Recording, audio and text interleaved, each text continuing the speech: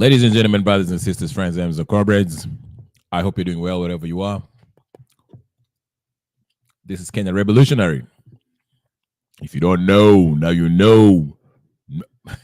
You know that song. Anyway, karibu. Find yourself a seat, sit down. If you're eating a meal, please put it down. If you're drinking, take a sip and set it down for a minute so I can talk to you.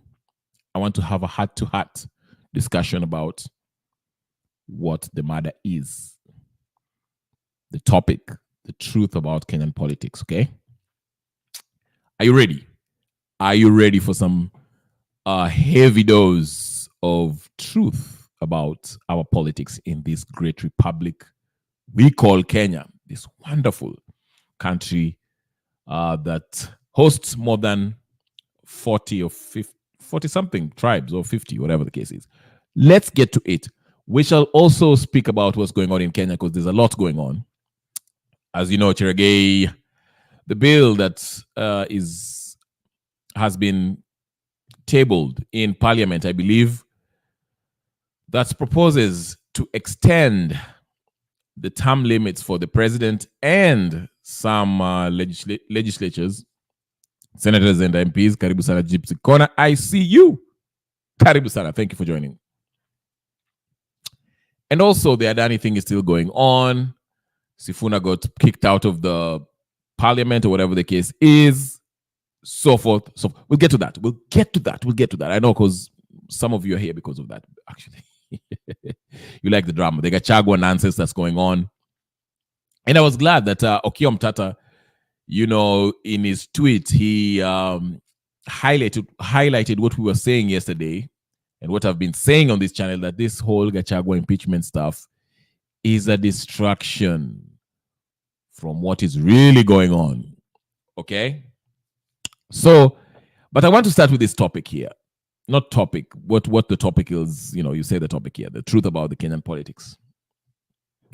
One thing I want to say, and I know a lot of people are afraid to speak about this, or maybe have never sat down and, have a moment of introspection and look at politics in Kenya holistically. The bloggers, the politicians themselves, the voters, the cows, the supporters, the paid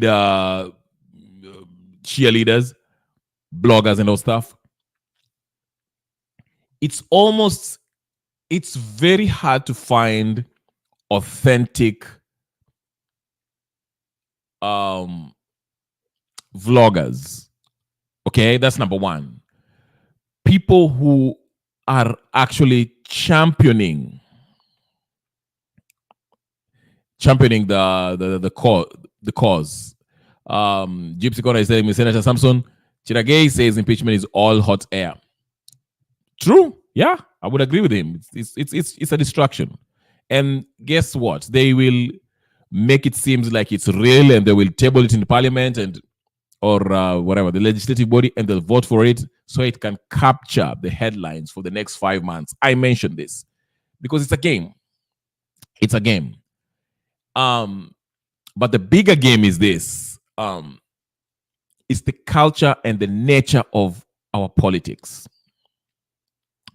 It's very unfortunate that it's almost as if we know the leaders, our representatives, whether it's senators, governors, MPs, MCAs, even the president himself.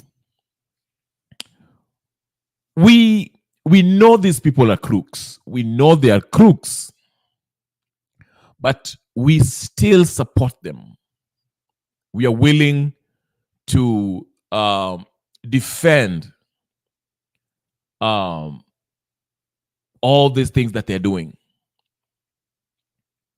The breaching of our individual rights, freedoms, of the Constitution, the corruption, okay, the murders, the detainment, abductions, all this, we are willing to turn a blind eye as long as we support, champion cheerlead,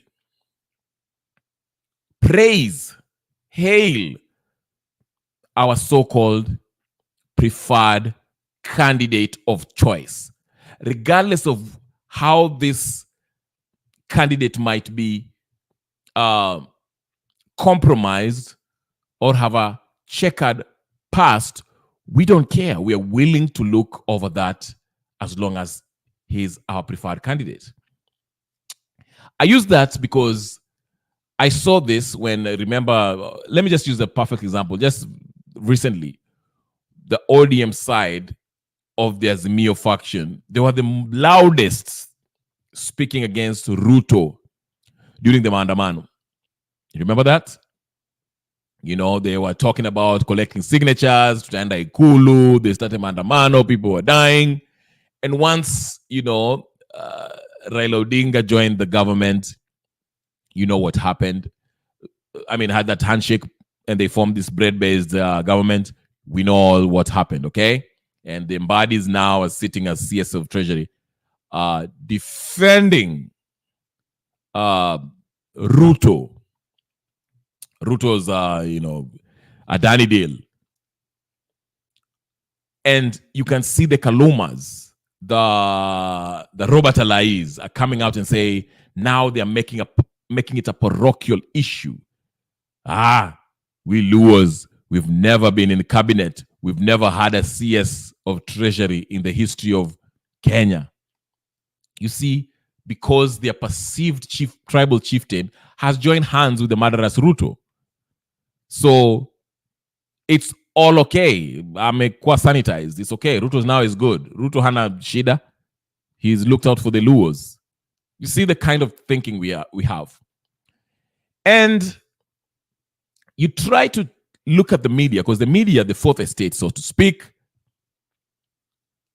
we always look at the media to, you know, expose these things. And of course, we know in Kenya, the big media houses, the KBC, KTN, Citizen, and all this, they are all owned by the same very people who are huge in politics. The Rutos, the Kenyattas, the Moi family, you know, they control the media in Kenya. So there's no real outlet. Now, there's another outlet where we can turn to look for the truth. And that comes to the blogosphere, or you want to call it the vlogosphere, you know, the bloggers.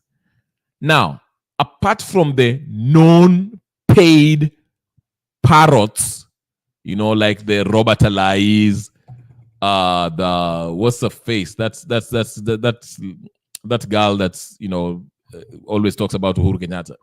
I forgot his name, but you know them, the Gabriel Ogudas. You know, we know where they stand, as much as they try to act like they are patriotic. We know where they stand, okay? Because they are a bunch of paid parrots, you know, to the you know, echo chamber, you know, sock puppets that's, you know, perpetuate the same bull crap that Ruto and his cohorts want to be thrown out there, the public domain. That's their job. So we know this kind of people, okay? So even when we read their blogs or vlogs or whatever the case is, we already know their stance. We know that they're paid. It's like reading Itumbi's tweet. We know where they're coming from. But I want to bring it home to, let's say, these independent folks on the internet. I won't go as far as like what's his name? Kumekucha. He's vague. I think he's full of promises, and this. I used to follow him in 2007, I think. You know, and I found out that he was full of it, because all he cared about was making money, actually. Because he used to have I'll give you special information about the inside information. But then I found out that the information that he was giving, that he was saying is special, is not even special. He just wanted your money. So I stopped subscribing to this bullcrap, okay? Then we have the Lee McQueen, or whatever the case is, who's a Raila sycophant. You already know where he stands, you know. Then we have David Wafula, who does a pretty good job, but he's a UDA sycophant. So you see what I'm saying? There's no honest voice. I can't find it anywhere. There's no one who I can listen to and say, you know what? This is someone who actually is telling it like it is, regardless of the party, tribe, or leadership that he falls under. There's none. And even what we do here, you know, I won't name names, but the channels that we came up with, you know, the offshoots from Mutembei, let me just say that, you know, they have a certain agenda that they want to put through. And I am all for listening to them because it's, you know, it's like I said, I like listening to different points of view. Listening to yourself is not enough. You'll be a sick person if you only want to listen to yourself. It's also good to listen to other people. Listen to what they have to say. But what I'm saying is this, is that there's no one is offering an honest analysis on what's going on. It's all propaganda. And it's the culture, it's propaganda that is motivated by money. People want to make money. I want to say this so I can align myself with this political party or political organization or whatever the case is, so I can get more supporters to back me. That way I can have more viewership and I can get more likes and views and get paid. That's what I see. Some of them masquerade and act like they're really nice guys, you know. And if you come in with the, you know, and that's what I learned. I think I learned from what's his face? This great who wrote 1984. Somebody please help me. 1984 was written by what's this Jewish journalist. You know, if you tell the truth, you will not be liked. No one likes a truth teller. No one likes it. Because, especially if you're telling the truth with conviction, if you're approaching issues with such conviction, people won't like you. People want to be lied to. And another thing, majority of these folks want to feel a sense of belonging. They want to be part of the crew, part of the gang. I want to be part of this. So let me give my views that is aligned to this so I can be part of this. You understand? They're scared of standing alone, fearlessly, by themselves, to speak what they really think is the truth and what needs to be done. I'm glad to see you, Francis Irungu. Karibu sana. You understand? Because they fear being ostracized. They fear being blackballed, ignored. They fear that. They want to be part of the Kirende. You understand me? So they fear speaking the truth as it is. That's what I've noticed with a lot of these channels talking about politics. So if you go to their platforms, they will either block you or block whatever you have to say because they think you're too much. They'll think that, oh, you know what? This guy is going to mess up my stuff. I still want to maintain my cool relationship with that group. So I can't be bringing people who say these things. You know. Listen to me. The most important thing in life as a human being is freedom. Let me tell you that. The most important thing as a human being is freedom, where nobody is ruling over you. You can speak freely and speak to power. When you're free, you don't worry about a thing.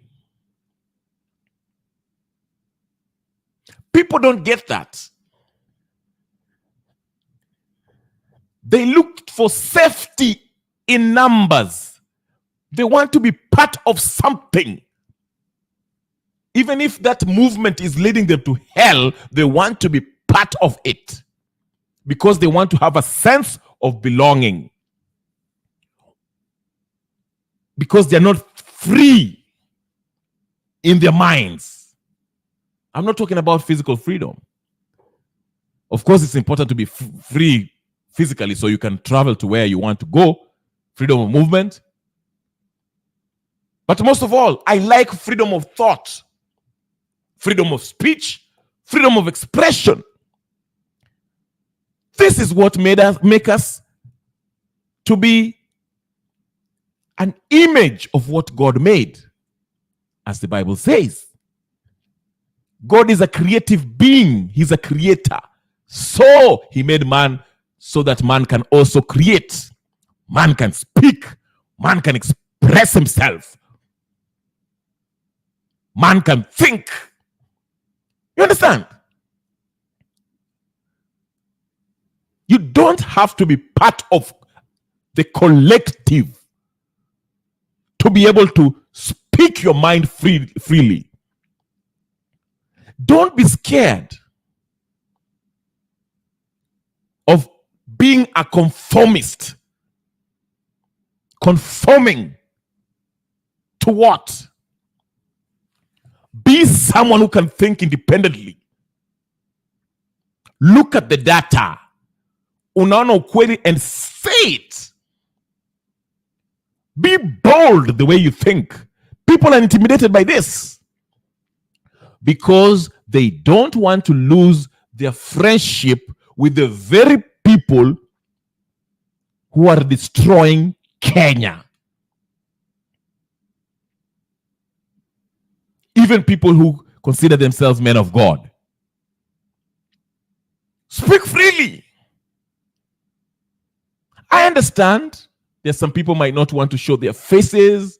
You know, you have relatives in places you don't want them to get hurt. You have businesses. You have things that you don't want to be messed up. That's why I'm saying, you know, it's so funny. The Bible is true. In order to free yourself, you have to let go some things. Easy biashara.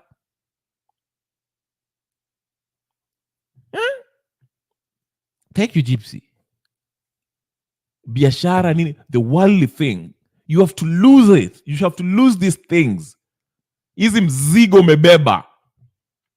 These connections you're looking for. These friendships you're seeking. Part of the collective that you want to be part of. You should lose it in order for you to be free. I'm free. I'm free. Say you're free. Be free so you can speak boldly and not worry about what these people think. That's why you see we have a lot of followers. People can't think for themselves, can't express themselves freely. Now, there's another angle to this. I'm still talking about Kenyan politics. Politics, people are not getting into politics. Karibu sana Mabri, I see you. People are looking at politics as a cash cow, an opportunity, a ticket to become a millionaire. So it's not about, oh, mi nataka kwenda Senate ndio nifanye what is right. I want to go to Senate, na mi nipate hiyo pesa sijui ya CDF, sijui nipate hiyo pesa ya sijui nini. I can be a mheshimiwa. Yeah? Big man syndrome. I want to be a mheshimiwa. So people can also see I have a big car. I have a driver. Nimevaa suti ya Gucci. When I talk, people are clapping for me. These are the cheap things that you're seeking that's hindering the country from moving forward. And it's all of us. We talk a good talk. But I don't see people who are truly free. And if you're not free, you cannot free Kenya. Let me tell you that. Before you free somebody else, you have to free yourself first. And if you're not free, even if we remove Ruto and we put you there, hata wewe utakugeuka tu Ruto. Kwa sababu wewe pia utaanza kuuza vitu, kuuza watu na kutafuta pesa. Because you're not free. Kimawazo bado umefungwa. Uko na woga. You can't express yourself. You're still worried about what that person will think about you. Or those people will reject me because they think I'm crazy. Or that person will not like me because I'm saying this.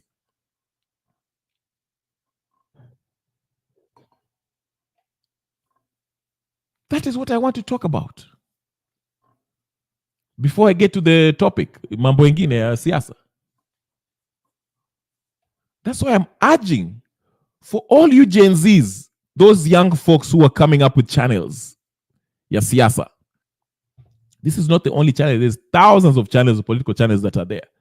Please, free yourself first. We usijali ati watu wanasema nini, ati people are talking about you, how you look, what you're saying, if they think you're intelligent or not, how you express it, whether you're shrubbing or not. We ingia uji-express vile uko. Come the way you are. Sema ukweli yako with conviction. Don't be a paid blogger. Pesa ni nini? What is money? Hii pesa mnapigania. Do you know that there are people who are printing it? They are printing it and they buy whatever they want to buy. You think I'm... Wacha nionyeshe. I've played this clip before. I'll play it for you again. Niwacheze tena. I'll play it to you. I'll play. Wacheni ku... These little things that pesa. Wacheni na hizo vitu bwana. The truth is what will free Kenya. That is what will free Kenya. But in order to get free, you have to free yourself. Wacha kuogopa ati watu tafikiria nini juu yako. When you have a channel like this, sema vile iko. The truth is never disrespect.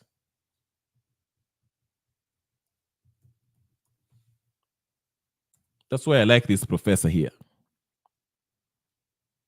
Hold on kidogo. Ngojeni kidogo. Let me show you.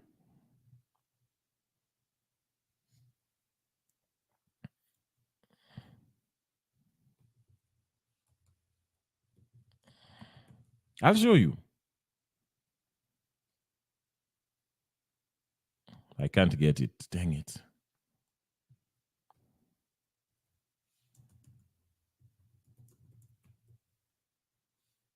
Here it is. Tutaanza show. I just wanted to touch on that before we get somewhere. That you have to be free. You have to be free. Freedom is very important. Free your mind. Free yourself. Here's something I wanted to play. As we get started, Soreni, Poleni, ati Soreni. What's his face? I heard was kicked out today. Sata hii kompyuta yangu pia inaleta ujinga hapa, so I'm missing things. It's even making me mad. Kingi. Let's start with this one. Like the video?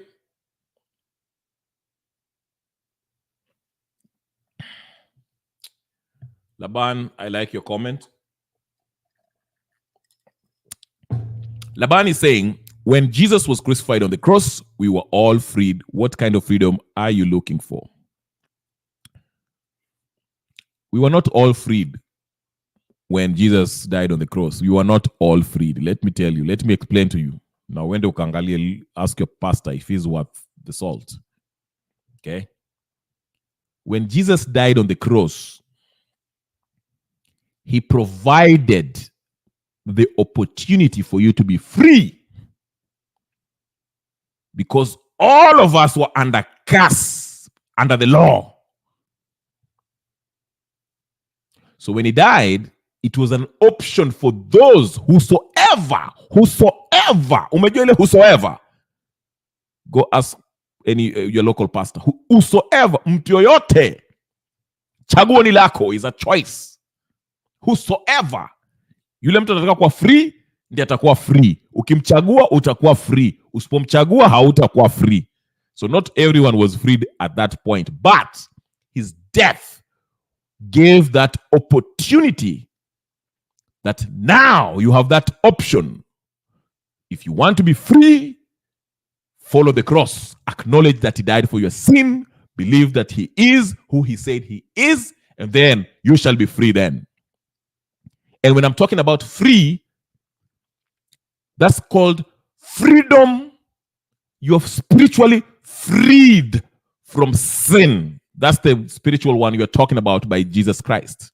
And it's still relatable, because not only can you be freed spiritually, the one that I'm emphasizing on is freedom of expression, freedom of thought, freedom of speech.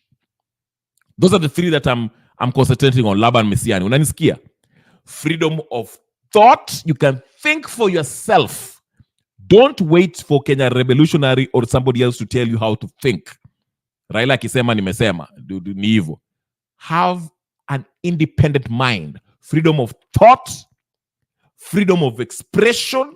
Naweza kusema vile nataka. I can throw my hands, I can paint, I can do whatever I want within, of course, within the nini of law. Okay? Now, freedom of speech. I can say it. I can come here and say, Ruto ni mrongo, without fear. I can say, Raila is a conman, without fear. You need freedom of expression, of speech, of speech. That is what I mean. So I guess I hope you understand what kind of freedom I'm talking about. Tuanze. Aya, let's get to it. Let's get to it. Nasikia nani alifukuzwa kwa ninio? What's his face? As you may recall, the sitting of the Senate held on Thursday, 19th of September 2024, the Senator for Nairobi County, Senator Edwin Sifuna MP, made utterances while contributing to a statement sought by Senator Esther Okenyuri MP concerning alleged killings of residents of Bombaba ward in Kisii County. The Senate Majority Leader rose on a point of order pursuant to Standing Order 1051, seeking the intervention of the Speaker to require the Senator for Nairobi County to substantiate the claims made. From the debate, there was a contention as to whether Senator Edwin Sifuna MP made claims that necessitated a point of order from the Senate Majority Leader. You may have your seat, Minority Leader.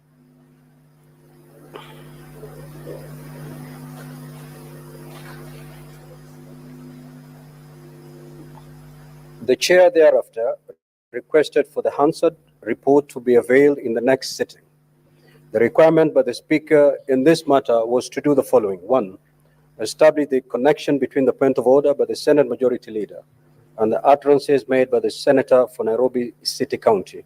And 2, make a determination on whether substantiation is indeed required. Honorable Senators, from the Hansard of that day, I have established the statement made by Senator Edwin Sifuna MP, which stated the point of order by the Senate Majority Leader to be the following, and I quote, even this young member of County Assembly, MCA from Wajir, was plucked from the streets of Nairobi. We would want all of us leaders to take a very strong position and ask William Ruto. We will not ask him about the other promises he will break, even if he does not build the roads and stadiums he promised us. Can he please stop killing us? Stop abducting people and bodies showing up in quarries.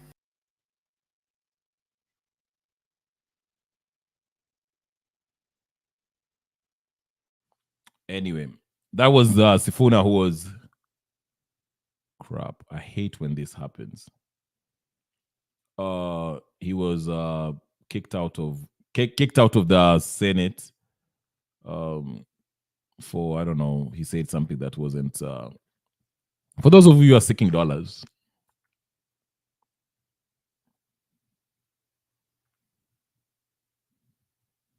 Ollie and Anna seem so perfect. Sorry about What this. people didn't know was she was screaming for help. Uganda, what would you do to spur it to levels of growth and development that are Number desired? one, I would make my own money and I would not balance it or I would not back it by the American dollar or any other currency. In fact, I Then would it get... wouldn't be money. What is money? Weighed against what? Because money... American money is made against what? Gold. Which gold? My God, you said so you have internet. Check, they don't have any. It is just paper. It's made up by tanks and F-15 fighters. They have no gold. It is the Federal Reserve has no reserve and is not federal. It's a private institution. Hey, you disappoint me today. No, you Yes, actually you disappoint me. Yeah, I know. The Federal Reserve. This is where we differ as students of economics. Oh, you wait. and I. Okay, now let's talk economics. The student of history and the student of economics I am, differ completely. I am not only a student of economics, I am a teacher of economics. And I'm going to teach economics on your show. And I'm, I'm a teacher. I can't afford to be ridiculous. I am coming on your show to tell you that the Federal Reserve, first of all, is not federal. It's not a government agency. It is a private institution owned by 12 individuals. And it has no reserve. The dollar has no reserve. It is just paper with graphics on it. And how dare our country, backs its money against the dollar, against a piece of paper which somebody prints. When the Secretary to the Treasury in America wants money, wants to buy, for example, Uganda Airlines, let's assume, he's not going to say what? He orders the mint. He asks them, how long will it take you to print this? Yes, I know truth makes you laugh. Why do you think they're having trouble with Russia? Because Russia is buying gold and it is moving away from the dollar.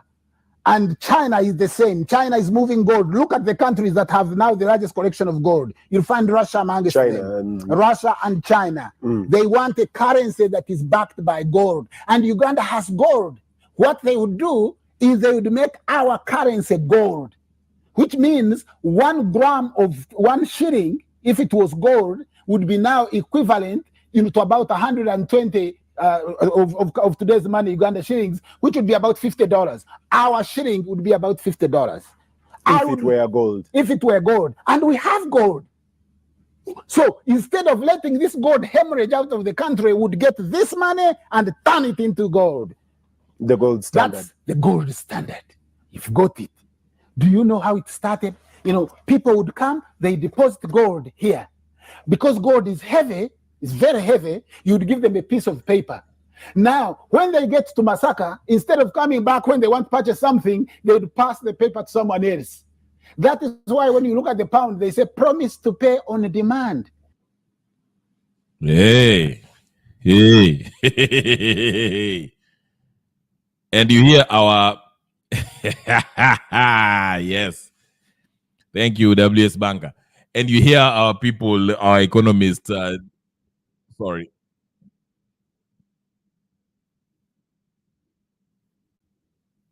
The David D's and And all these clowns talking about, hey, we should ping our money on the dollar. You know, the dollar, hey. Tunaulizana ati dollar today was 65, is 130, dollar today is what? You see the game that they play? Yeah? That is what we are talking about. Understand how the world works. Munanisikia? Understand how the world works before uanze kupigania pesa.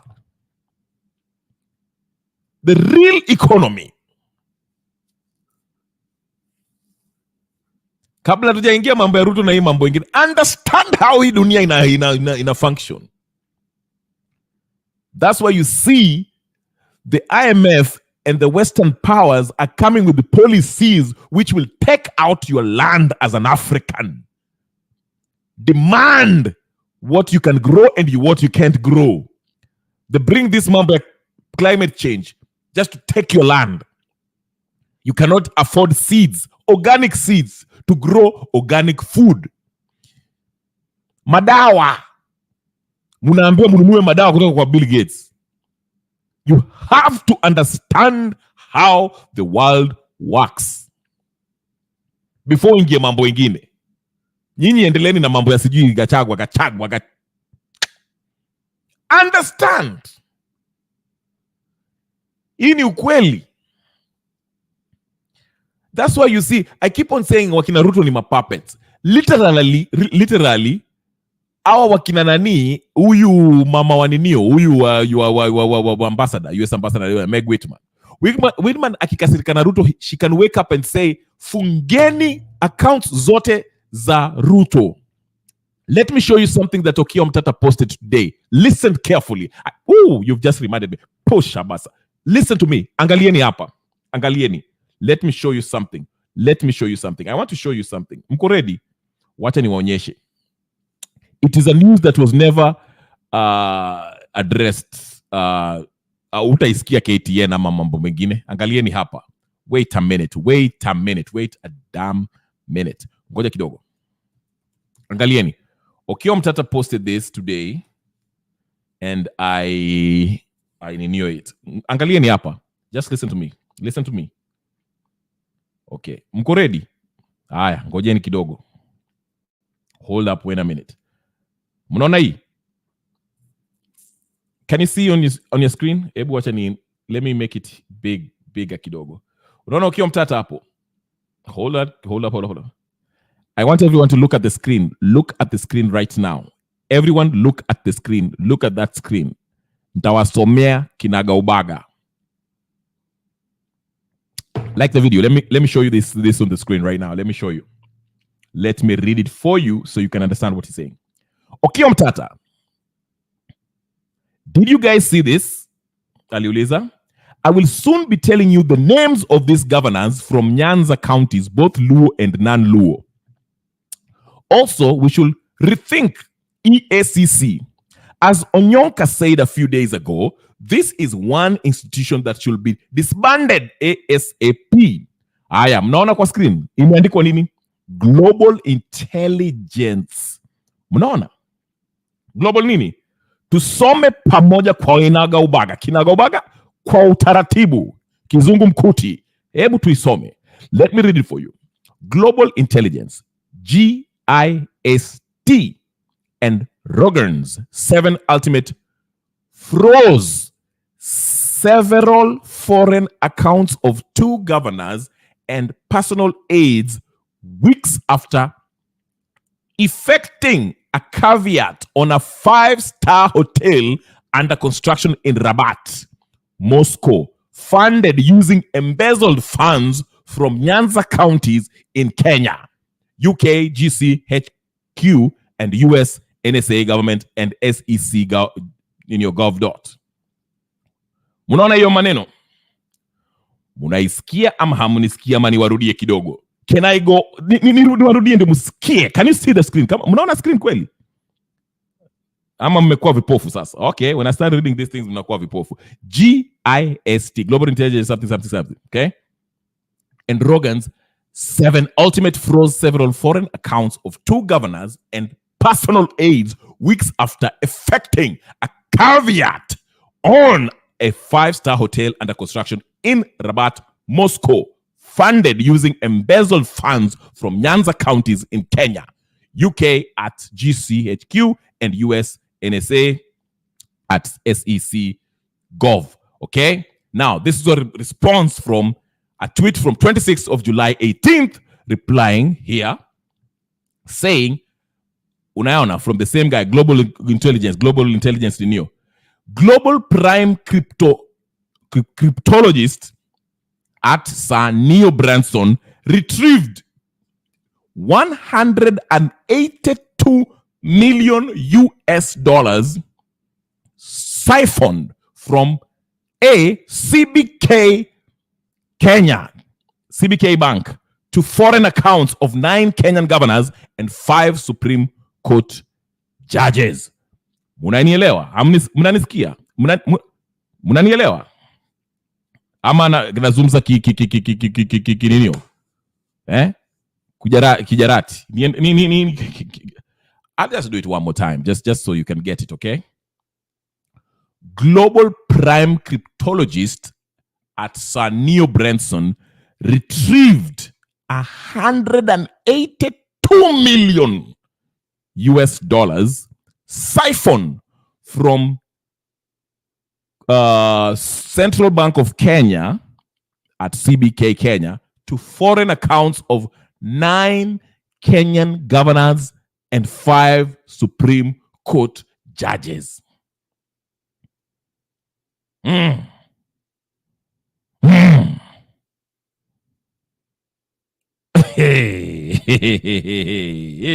Mnasikia vizuri nyinyi? Mnanisikia? Haya, nyinyi mnacheza. Endeleeni kucheza. Endeleeni. Si mnapenda kucheza nyinyi? Haya. Ndio unaona watu na people are renewed. People are commenting hapo chini. Mnacheza mchezo wa town. Si mnataka mchezo? Endeleeni kucheza. So you get what's happening. You see, mnaona hili kitu inaendelea Kenya? Kenya mnaibiwa left, right and center. Lakini mtakuja hapa mwanze kusema mambo ya sijui Gachagua, sijui impeachment hii. Mnazungushwa. You know, I used to laugh. I used to have debates with people from Azimio. Walikuwa wamenichukia and they still hate me to this day, but it's okay.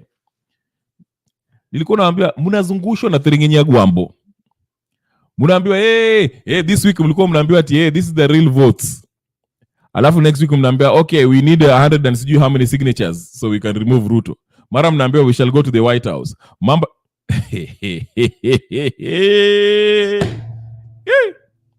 the same thing Ruto is doing.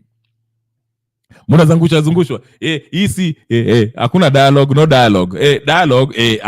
Broad based government or mara zaini Gachagua mutazungushwa proper if you're not focused. Mnanielewa? Lakini nyinyi. Haya. Anyway, Okiya Omtatah is doing the Lord's work. Okiya Omtatah is doing the Lord's work. Tafadhali ni like hii video na mshare na msubscribe immediately. Na sio tafadhali. Hapa hakuna tafadhali hapa. Mulike na msubscribe mara moja ndio tuendelee na maneno. Haya ndio hiyo.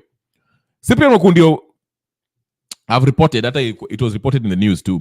Busia Senator Omtatah in court to challenge the appointment of Douglas Kanja as the Inspector General of Police, arguing that President William Ruto violated the Constitution and that the recruitment process was not competitive. Kanja was appointed on September 19th, 2024. Omtatah contends that the appointment did not adhere to proper procedures and undermine the integrity of the selection process for such a critical position in law enforcement. Mnaona hapo.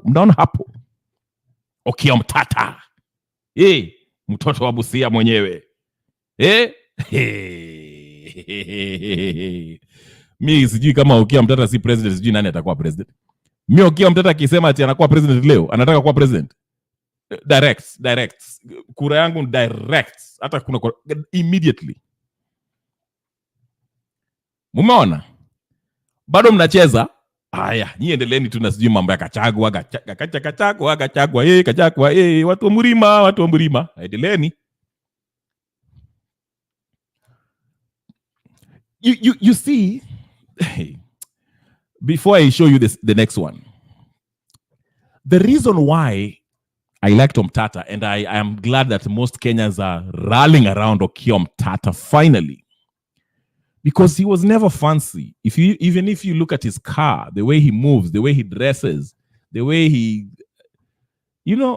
very simple, but very focused and effective. Hao wengine unasikia tialala wamekaa juu ya magari. Ruto king of king of Wasingishu. Look at what a man is about. Ukiangalia mwanasiasa ama mtu anakuambia vitu, hata kama ni mimi nakuja hapa kwa hii channel yangu naongea, what am I about? What is my agenda? Jiulize, agenda yako ni nini wewe? Ama ni kupiga makelele hapa na unataka tu likes na shares ndio upate ile cheki ya YouTube? Hii makelele sikuanza jana mnani? Sikuanza hii makelele jana. Ask Gypsy Corner. Tumetoka huko. Ilikuanga Gypsy Corner peke yake na wengine wewe ambao wanaingia accidentally. Wanaona huyu mwandazimu anaongea hapa na nywele imekaa kaya shetani. Lakini wana subscribe tu. But we have to stay consistent because we believe in what we say, Nani. We believe in what we say. We want a better Kenya. I'm not gaining anything. Sigain kitu. It is for the love of my people. My people suffer. Mimi nataka one day hata nikienda Nairobi, I'm landing JKIA na si Adani ndio wananisalimia hapo ati Adani Airport. Wa Kenya. The camaraderie. Ile tukiwa nao, tukiwa watoto tunacheza ball, that is what I want. I don't have to be a millionaire. Si lazima nikuwe senator, nikuwe what will that faida iko wapi faida hapo? What money can umeambiwa dola hapo ni. You see what I'm saying? I'm trying to angalia in the big picture. Si lazima jina yangu ni waanze change Moi Stadium ikuwe Kenya Rebel Stadium. No. Hata kama hakuna mtu amenijua, I'm okay as long as Kenya iendelee mbele, lakini kazi tutafanya, tutajaribu along with others like WS Banker, Gypsy Corner, hata Misiani na wengine, tujaribu kuleta Kenya mpya ambayo ina benefit kila mtu. Now, if we have to use vulgar language, we shall use it because we're expressing ourselves. If we have to call out Raila Odinga as a conman, we shall use it. If we have to call Uhuru Kenyatta as a murderous dictator, we shall. If we have to call Ruto as a murderous dictator and a liar, we shall do it. Because we want a better Kenya. If Ruto comes in and say, poleni sana, mimi nimeiba, nini, I'm about to change my mind, we shall support him. Unaona hiyo pesa inaibiwa kutoka Kenya. It's not personal. It's for the love of the people of Kenya. Ndio tunatukana na hapa kwa hii hizo ma channel zingine hapo tuna argue sijui nini. It's not personal. We are passionate about our country. That's how we identify ourselves. Sisi ni wa Kenya. We identify ourselves kama wa Kenya. And we want better for our country. Hakuna tuendelee. Haya tuendelee basi. Tuache makelele mengi. Najua you want content Haya, twende. What else? Nilisema hapa kuna bill ambayo ina extend terms ya president na elected leaders. Mnataka kusikia hiyo maneno? Haya, niwaonyeshe basi. Mnafikiri ni mchezo? Ubaya wenu nyinyi, mnafikiri kila kitu ni mchezo. Haya, niwaonyeshe. WS anasema uongo ni uongo. Ndio hiyo, uongo ni uongo. Haya, tuendelee. Kuna mtu anataka kuingia kwa studio, niambie. Anyone wants to get in the studio, niwekee link. A bill imewekwa hapa. Star Kenya inasema a bill extending the terms of the president and all elected leaders from 5 to 7 years has been published. Hey, yawa. Hey. Aye. Saa ingine Kenya nasomanga news nafikiri ni nightmare. It's like wanataka kuextend kutoka 5 iende 7. So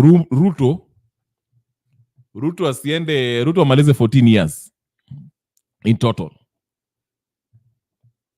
Ni hivyo. Hiyo ndio mnataka wa Kenya? Haya, endeleeni. Endeleeni.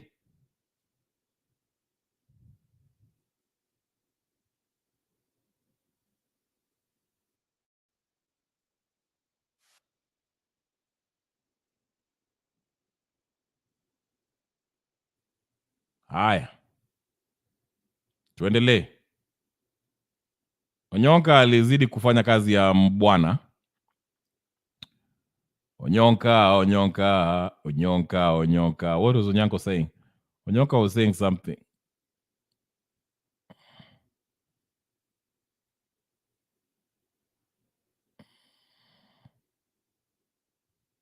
What blows our minds up is that, I mean, let me ask you, how do we take $2 billion and give it to one company, and this company is going to do something for our country which we don't know, except a few people?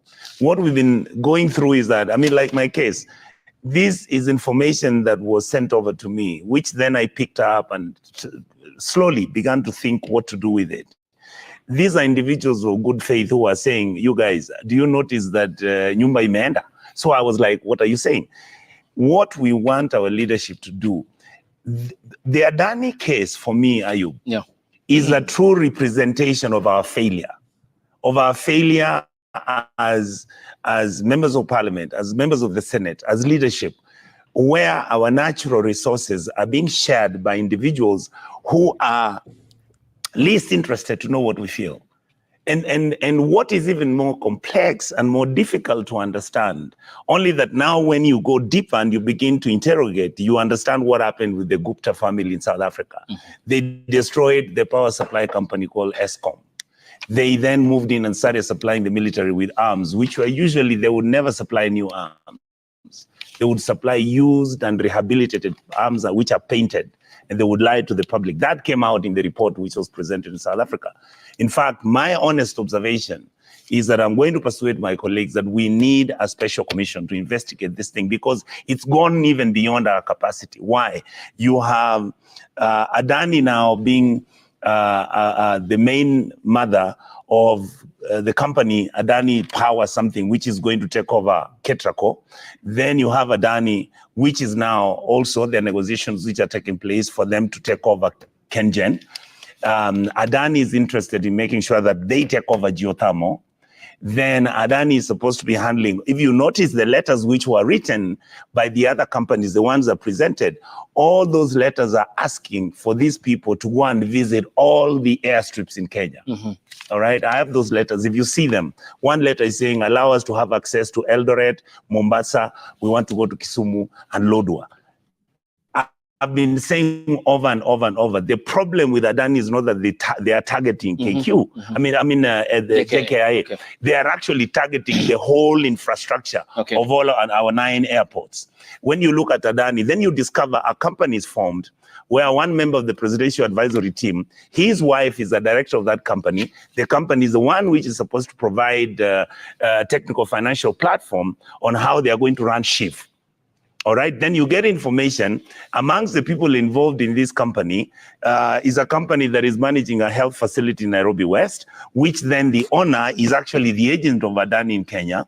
Then you understand that they've been buying health facilities in Kenya, where now this chief outfit will be keeping certain hospitals owned by private individuals, including Adani, so that then they will be paying using their system. These guys are setting their own financial system, which will run all of our health sector. And then they are setting up health facilities within this system where they'll be putting their patients and paying them. If that is incredible self-interest, if so, run through all this. Yeah. Ayub, in simple terms, that is what is called state capture. Thank you. Y'all, when was the last time you didn't have to worry?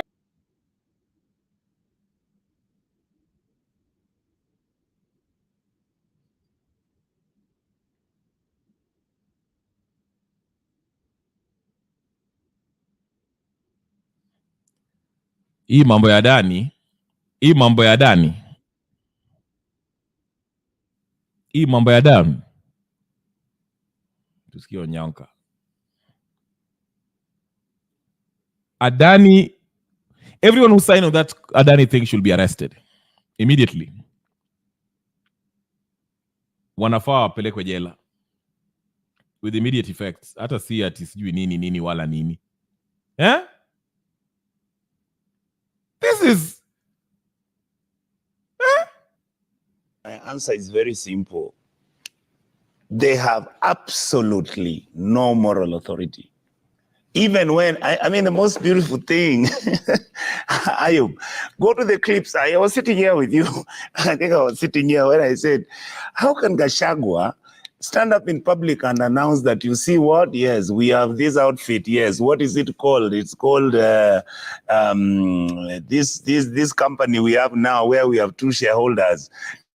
And you see this one, the president is going to take his shares and I'm taking my shares and I'm going to move on and do my thing. And Ayub, Gachagua is a consequence of this damn system of ours, which is broken. That when you take power, when you get elected, what do you fight for? You fight to entrench yourself. You make sure that the argument and the narrative you give is that you come out and start telling your people that, you see what, yes, I was getting this power to do what?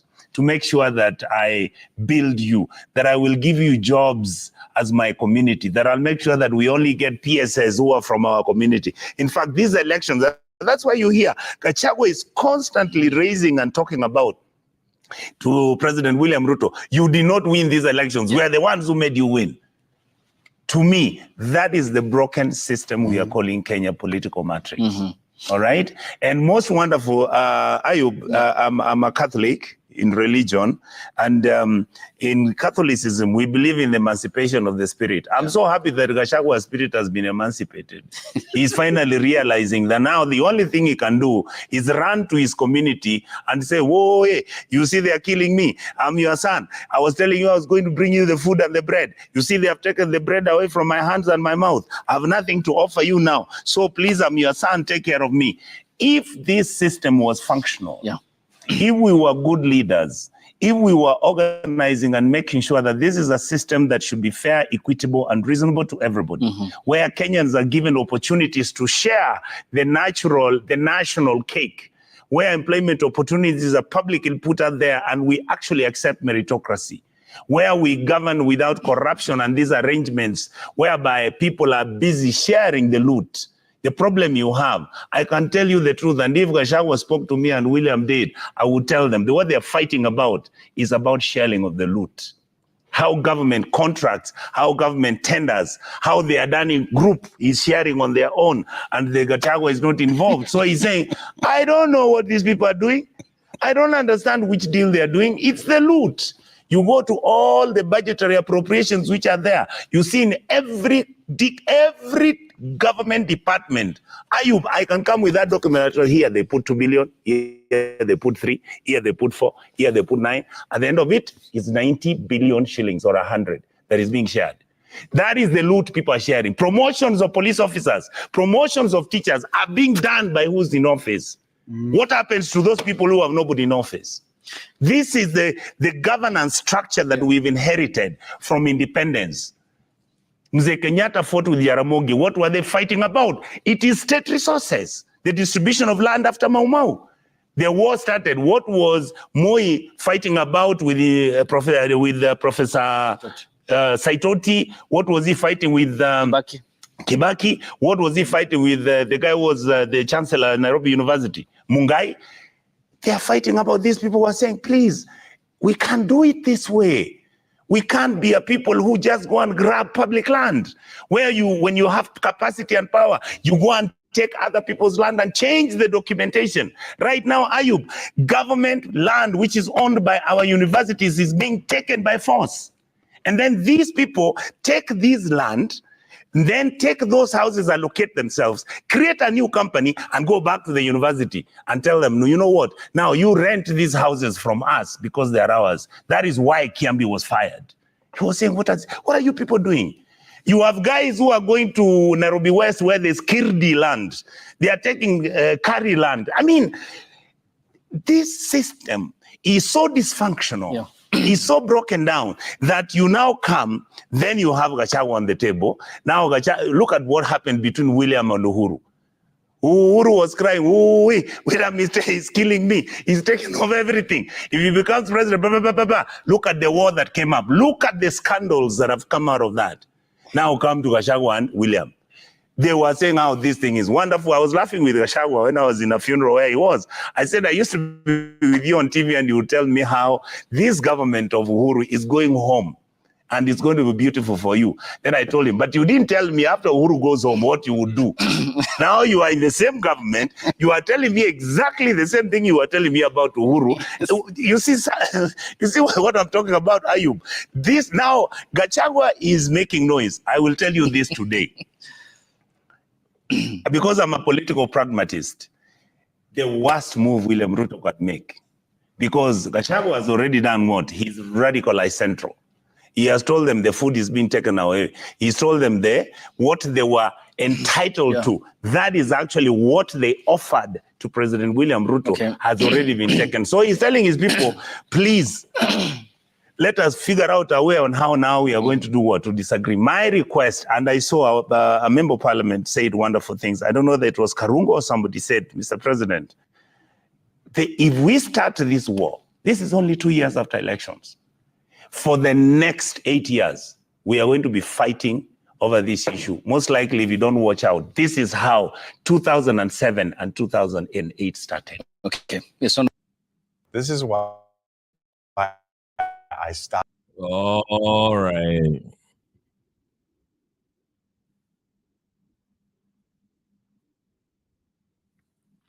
Pay attention to what he said. He said, finishing, if you don't pay attention, this is how 2007, 2008 happened. Do you remember what happened in 2007 and 2008? Do you remember? For those of you who are in Kenya or know history.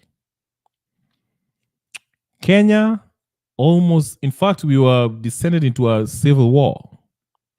Straight up and down. Tragic. Ukabila ile, life. Let's not get there. Let's not get there. Mnasikia? Let's not get there. But it will take people to stand up and speak up.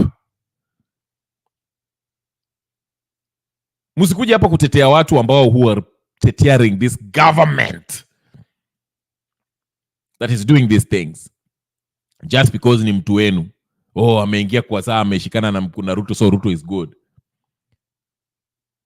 Ukweli ni ukweli, uongo ni uongo. Let's speak the truth. Tafadhali. Ai. Mnasikia? For the sake of our kids and our kids' kids. Hii mambo ya sijui magendo, it will not take you anywhere. We have to be honest with ourselves and free ourselves. I like the word that he used, Onyonka used emancipate yourself. emancipate yourself from mental slavery, because none but ourselves can free our minds. Woo! Have no fear for atomic energy, because none of it can stop the time. How long shall they kill our prophets while we stand aside and look? Some say he's just a part of it, but none of it can. Anyway, you get the point. Let me go. This is for Gypsy Corner. Let me go watch Liverpool lose to West Ham in Carabao Cup.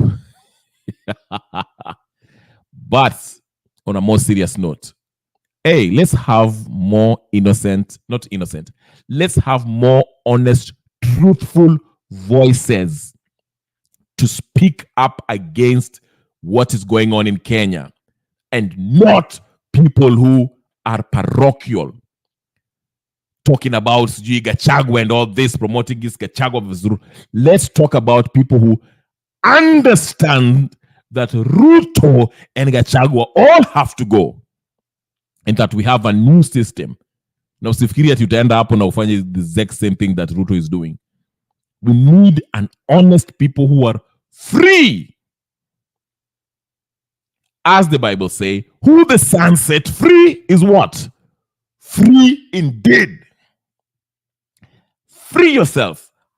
Free from what? Freedom of thought, freedom of expression, freedom of speech. Have that. Speak boldly.